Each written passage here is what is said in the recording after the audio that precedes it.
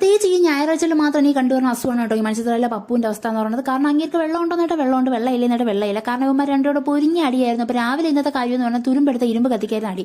ഇത്തിരി സമാധാനിപ്പിക്കാന്ന് പറഞ്ഞ് പോയ എനിക്കും കിട്ടിയ ഒരു 5-6 അടി. എന്ത് കാര്യം വന്നാലും ചണ്ടയ്ക്കാണല്ലോ കൊട്ടെന്ന് പറഞ്ഞ അവസ്ഥയായിരുന്നു എനിക്ക്. അടിയൊക്കെ കൊണ്ട് ഞാൻ സമാധാനിപ്പിച്ചു. ഇവന്മാർ രണ്ടിന്റെയും പാട് നോക്കി അങ്ങ് പോയട്ടോ.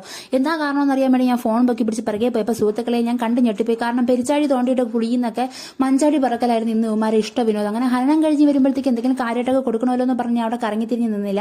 അപ്പൊ തന്നെ ലല്ലു അവയ്ക്ക് എന്നെ കണ്ടപ്പോൾ വിരൂര് പിളവി. അവൻ കല്ലും കട്ടയെടുത്ത് തന്നെ എറിയുന്നുള്ള ദുരവസ്ഥ വന്നപ്പോഴത്തേക്ക് ഞാൻ നേരെ കിച്ചണിലേക്ക് വന്നു. കാരണം നമുക്ക് കാര്യമായിട്ട് എന്തെങ്കിലും കൊണ്ടായി കൊടുക്കണമല്ലോ തളർന്ന് വരുമ്പോഴത്തേക്കും. അങ്ങനെ ഞാൻ ആദ്യം തന്നെ തേങ്ങ പൊട്ടിച്ചെടുത്തു. അപ്പൊ കൊട്ട തേങ്ങയായിരുന്നു സുഹൃത്തുക്കളെ.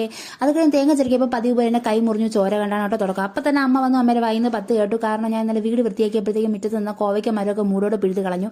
അപ്പൊ അതിന്റെ വിഷമമൊക്കെ അമ്മ പറഞ്ഞു. അത് കഴിഞ്ഞ് നേരെ ഇവന്മാർക്ക് തിന്നാനും കുടിക്കാനൊക്കെ ഉണ്ടാക്കി നേരെ ഏഷ്യാനെറ്റിൽ മിന്നൽ മുരളി കാണിച്ച് ഇവന്മാരെ ആണി അടിച്ച് ഞാൻ നിർത്തി. എന്തായാലും ഞാൻ ഈ വീഡിയോയിൽ നമ്മുടെ ഏഷ്യാനെറ്റിനോട് കൃതജ്ഞത അർപ്പിച്ചുകൾ.